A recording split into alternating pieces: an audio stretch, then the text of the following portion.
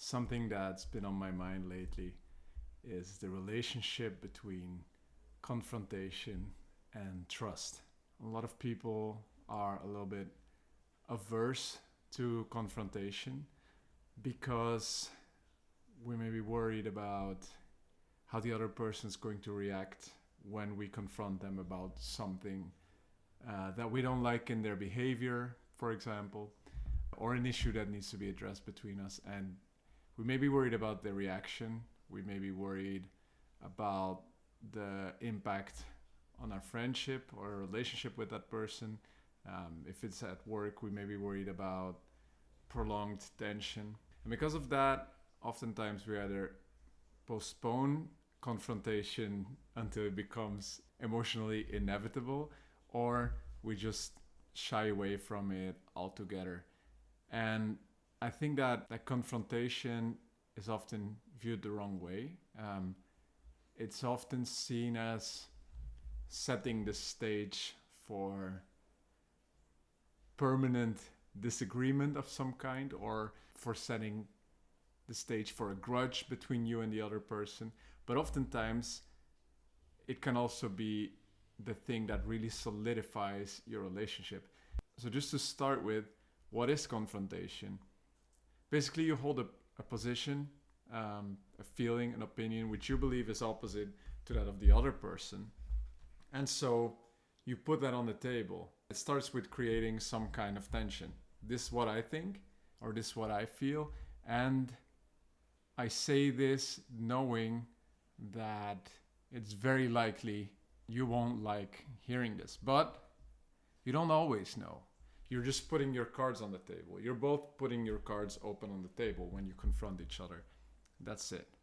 And I was thinking back of two examples in which confrontation played a very positive role in my life. One was I moved in with a friend, and obviously when you move in with somebody new, there's usually going to be a little bit of tension because you both have different habits and daily routines, and those need to adapt to each other. You need to find that sync with each other. And he would frequently confront me about minor issues. Hey, I don't like the way you do this, or next time you do this, I would like that you do it that way. And I noticed that I actually felt very at ease living with him. I didn't feel like, oh, this is somebody that's on my back about whatever I do, which I have felt with other people, right? But I just felt like if the slightest thing that is bothering this person is going to be exposed to me from the start, then that means I can really trust our relationship, because as long as nothing is being discussed, I know that everything is going perfectly. It's going smoothly, right? Like, I know that I'm not causing any emotional harm to this person. I'm not offending them. It basically made me trust him, because it really made me see that if there was an issue between us, it would be thrown out in the open from the start. And that trust led to a very positive basis for living together.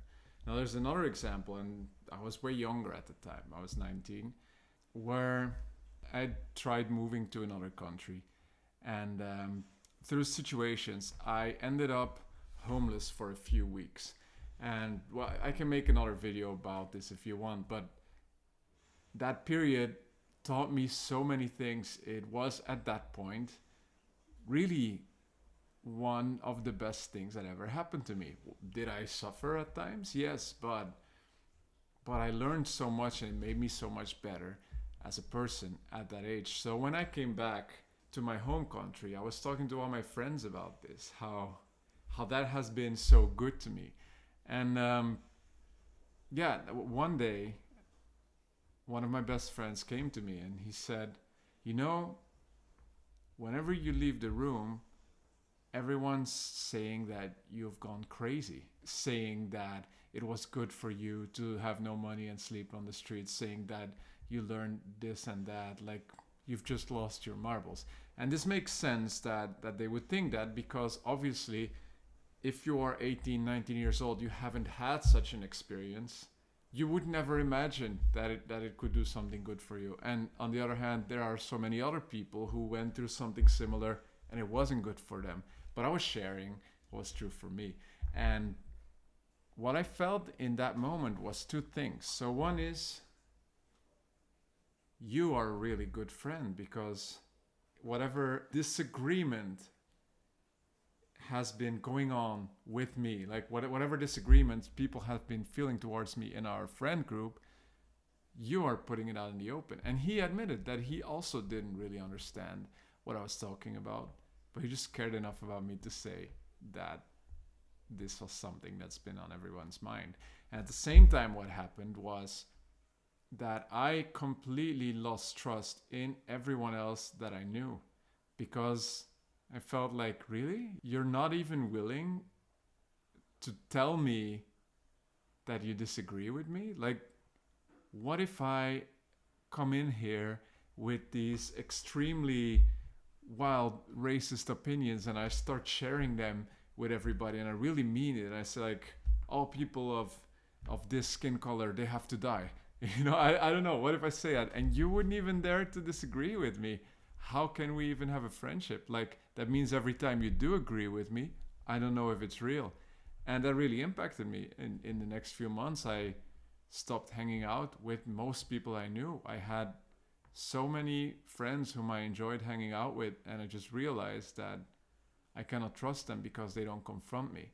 Now, this guy who did confront me about it, who did share it with me, I stayed close friends with him right until he died. And in that same period, I started gravitating more to new people, to people that would dare to tell me that they didn't agree or that they didn't like something I did. And those would be older people, or there would be just people with a more disagreeable attitude that would simply tell me like, hey, this song you're listening to, I think it's shit, you know. And I would appreciate that, even though it wasn't always fun. I would appreciate that honesty, and I would know that in whatever way they would agree with me, it wasn't fake, it was real. And I think that part is an even more important lesson, the part where I left behind all these people whom I loved hanging out with just because of them not confronting me. And it's that omission of something truthful. It's like a light version of lying. We don't usually think of it that way, but emotionally we respond to it the same way. Imagine that your breath really, really stinks, right? It's horrible. And all your friends got nauseous every time they hung out with you, and nobody ever told you. Wouldn't you want those people to tell you? Wouldn't you feel the day you found out that all your friends had been lying to you, even though they didn't literally lie to you? Like, wouldn't you feel that way? So that's what I mean. If something's going on between you and your partner, between you and a friend, family member, at work, that bothers you, and you don't bring it up, you're damaging that relationship. You're not saving it. It's not like, oh, I'll avoid confrontation to keep the peace. No, not only that, by not expressing it, you're breeding resentment for that other person. They keep doing or saying the thing that bothers you, and you never bring it up, and they have no idea, and you just keep hating them a little bit more inside, while this whole thing could have ended up in a relationship with proper trust because you both knew what was going on. Confrontation isn't always fun. We all get a little rush of excitement there because we don't know what's going to happen, but it is the way to go to support your longer relationship, to get that deep trust that you are just real with each other, you know, that you both know the truth about how you relate to each other. You don't have to worry about anything. There's no little annoyances left behind. Now, if you're the kind of person that finds that every time you do it, it just explodes into unwanted drama, then go ahead and watch my other video called How to Prevent Drama But Still Get Your Message Across. That one's full of tips on little ways to change the way you bring your message that will lead to a much more peaceful and mature conversation afterwards. And if you like this video or you want more of these, please let me know. Subscribe to the channel. I'm really just starting out, and every time that I see even one person was in any way inspired or helped by this, it really makes my day, and it motivates me to keep putting this stuff out there and hopefully impacting more people.